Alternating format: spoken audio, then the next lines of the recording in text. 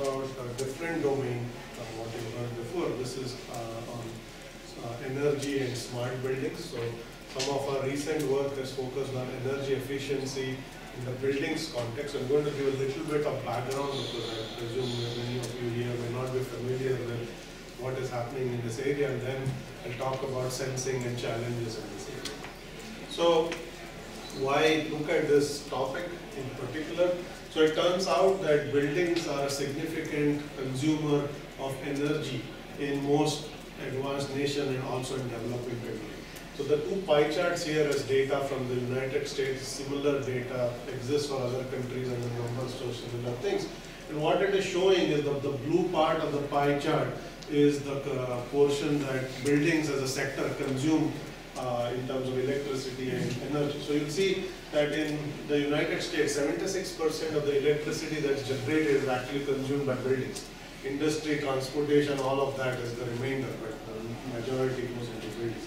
And if you look at energy as opposed to electricity, and energy includes other sources like gas and so on, it's still significant. Buildings are 48% and transportation, manufacturing, all of those make the rest.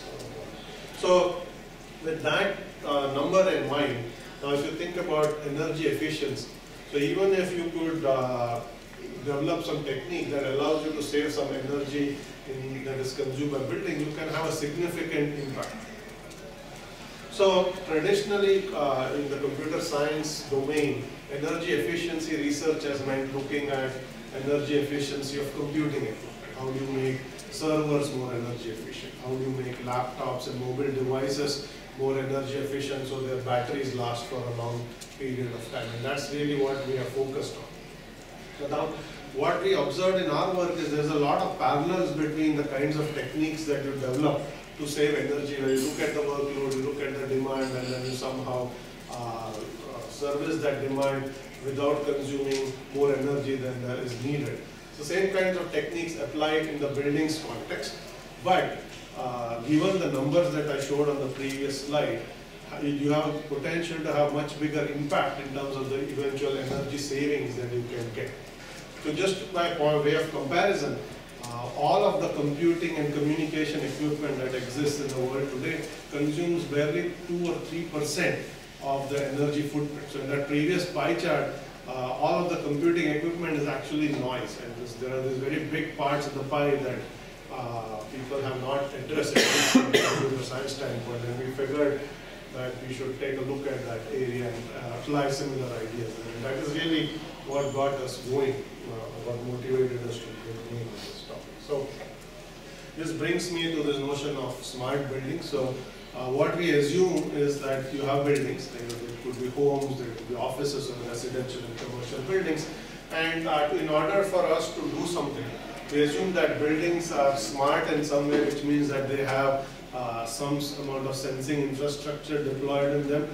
There's the ability to analyze data that comes from the sensors and either exercise control of the loads directly or indirectly by providing feedback to users. So there are some examples of what kinds of sensors are available already and what you can do with devices and so on.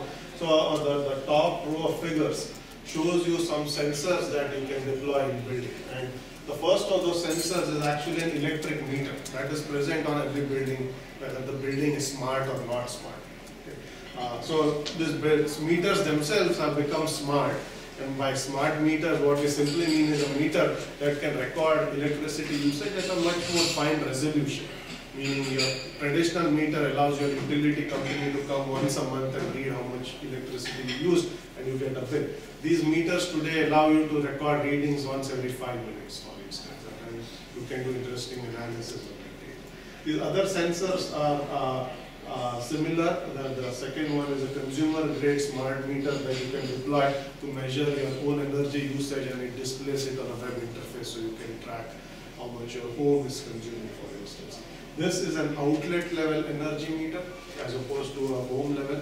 So what you do is you plug this device into the wall, into an electric socket, and you can plug any device, laptop or some other television or any other device, because it itself has a socket that looks like that. And all it shows you is how much electricity is flowing from the wall into the device. So you can monitor the usage of a particular device using this kind of sensors.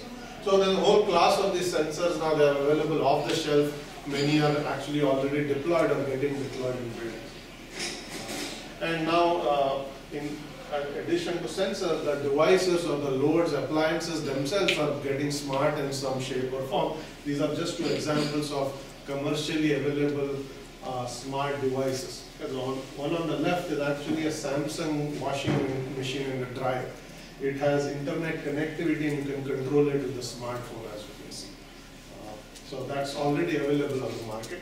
What is shown on the right is Philips line of intelligent LED light bulbs. It's called Hue lights. They allow you to not only control the lights through a phone, it also allows you to change the color of the light based on your mood, and so you can do mood lighting and things like that. So the point here is these devices have the ability to be remotely controlled, whether it's a user or a program is orthogonal, but you can control them remotely. And last but not least, that's the sensing, and those are the loads that actually consume the power. You have algorithms that can actually take the data, analyze it, and decide what to do in terms of either saving energy, reducing energy, deferring usage to a later period, and so on, which you can use a traditional sense, analyze, and control paradigm. The same kind of paradigm that you have probably seen in the context of data center energy management. Similar ideas apply, the context is different in this case. So now one key difference, having argued that there are some similarities between traditional energy management research and building energy management, the one key difference between the two areas is that there are humans that you need to take into account when you're looking at building energy management. The buildings have occupants, occupants are humans. So any energy management scheme that you put into place has to take into account either user preferences or user comfort. You can't say that it is a day where there is energy is either expensive or grid is under stress, so you're not going to cool the building, for instance, and it overheats and the occupants face discomfort. Or if you can't tell the user saying, don't watch television now, watch 3 hours later. That doesn't fly with users. You may be able to defer a dishwashing load to a later point, but there are certain kinds of loads you don't want to ever schedule or manage. You want the users to be able to do what they want to do. So that is an important aspect that actually changes how you design this energy management scheme. You really have to focus on the user and design them with the user in mind. Now we have done quite a bit of work on the sensing as well as the analytics aspects of building energy management, but I'm not going to talk about them here. Rather, since this was a panel on mobile and multimedia sensing, I figured that the most relevant aspect to talk about from this domain is actually the control, and in particular the user feedback aspect of it. And that can be done using mobile phones. So there are many ways you can use phones in this context of smart buildings, and I'm going to go through 2 or 3 different techniques that people have looked at, including some from our book. So the first and the simplest thing you can do is use a phone as a dashboard of energy usage. Very simple idea where you can use the sensors. In particular, if you have a smart meter that's already recording your energy usage, you can expose that data to a user through a smartphone application, so that the user knows at any given point in time how much energy is being consumed by their home. You can even provide some additional level of details. You can break that down by appliances and so on. And this in itself has some benefit because users become more conscious of their energy usage. Whether they do anything about it is a different problem. If you eventually want to provide data in a way that users can take action and do something in terms of reducing usage, but the first part is to make them aware, and this achieves at least that part of it. Now to do something smarter, you have to use phones in other ways, not just show them how much energy is being used. And there are 3 different techniques I've listed here. These are actually high-level ideas. There are papers that have been written on how these actually get incorporated. The first one is very simply use the phone as a way to provide feedback to the user. Okay, so you could tell the user, for instance, that remember to turn on the air conditioner before you leave for work today. Okay. You can push an alert of that sort. Now you don't want to do this on a daily basis because users will get annoyed and just turn that off. But if you have, let's say, a machine learning algorithm at the background that tracks what is going on and figures out that there are days when you do forget to turn on the user, prompting the user every once in a while makes them more aware. Okay, but in the end, the feedback is given through the phone, or you can tell them that look at some such thing. So that's one way to use the phone. Another way is to actually get feedback from users, and this is an interesting idea because a lot of the kind of statistical techniques and machine learning techniques that you use in this area to analyze either the sensing or the occupancy data will have some level of uncertainty in there. Either you live with that uncertainty and produce results that may cause some inconvenience, or you can actually prompt the user for feedback because the users know what they're doing. So for instance, you can ask the user, are you presently at home or not? So this kind of feedback could be used by machine learning algorithm that automatically determines air conditioning schedule for your home.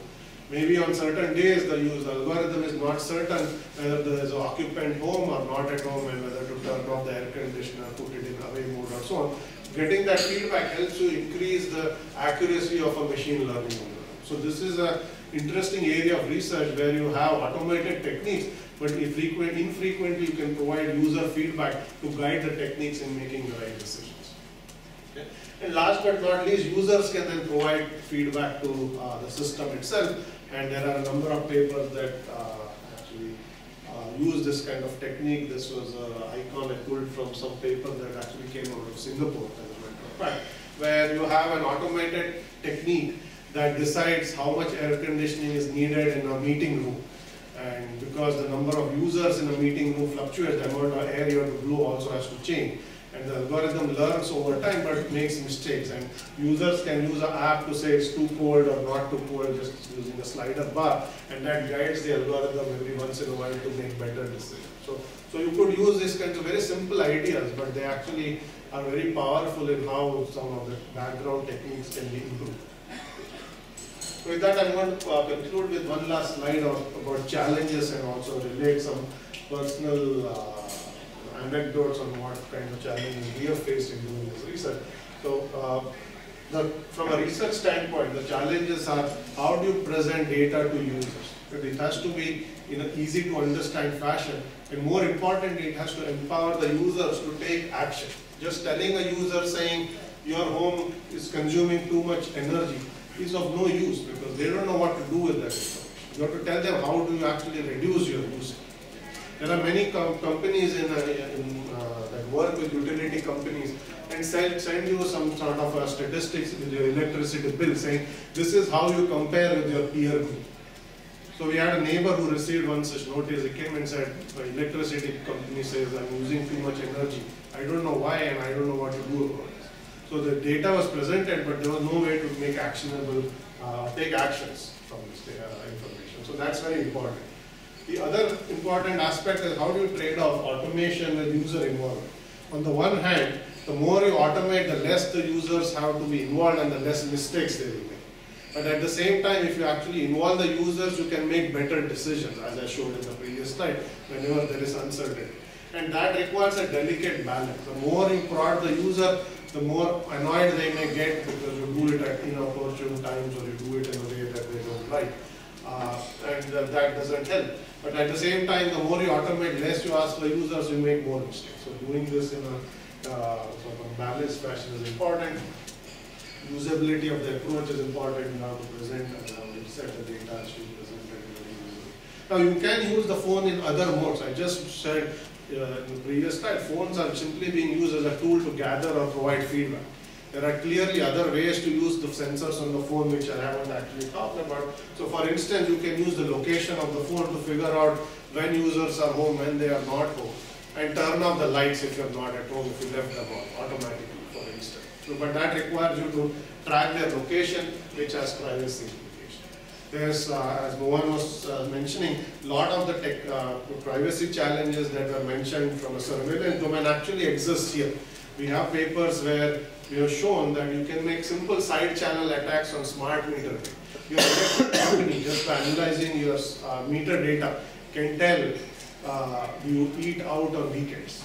Okay. Do you have children or not? Okay. When do you leave for work? when do you take showers. All of this information, because of you can see the operation of various loads from your smart meter data. You can analyze it and figure out what loads are running, not running, and infer human activity. So there's a lot of side channel leakage that's going on just from your electric smart meter. You know, if you have other modes of sensing and other sensors here, this becomes an even bigger challenge. So that's an important research. And I'm going to conclude with one nugget, which is just some of the issues we have faced in doing this research. So this is an interesting area, clearly. But there are certain hurdles in doing research in this area. First one is getting data, real data, is challenging, not impossible, it's challenging. So our approach was firstly instrument our own homes, because you don't need to ask anyone and collect data. That works well. You have to start ripping out wires and plugging in sensors. But after this pain has been suffered, you can endure, you can get the data. Doing this in other people, so more challenging. Maybe you want to do it with as few sensors as possible. So collecting data is an issue, but people have done it, we have done it, and we have gotten the data. And then once you analyze it, you can then say, I come up with this smart algorithm that's going to do some cool new stuff to save you energy. Then how do you test it in the real world? Okay, so it's one thing to say, I built an algorithm, I am going to try it on a cluster with some workloads. You can't really do live testing in a building. You can't make people guinea pigs and trust testing algorithm. I wish there was a live lab for this kind of stuff where we could go and start turning off lights in people's homes and see what they say, but no such thing exists today. Subsidized housing. Sorry? Subsidized housing. Yes, you can make poor people guinea pigs, but that will not fly in certain ways. But the bigger point being, it is hard to do these things. If you are especially in office environment, the building manager don't want you to do something because the building is a production system. You can't put research algorithm into a production system and do something that causes either safety problems or user inconvenience. Same is true of homes. Many users may not want you to come in and do something that will cause them problems. So trying out research ideas in the real world is a big hurdle. Collecting data is a hurdle, but you can cross that. But once you develop the algorithm, trying them out is something that's a challenge that we are not yet been able to figure out. So I'm going to leave it at that and end here. See if you have questions at that.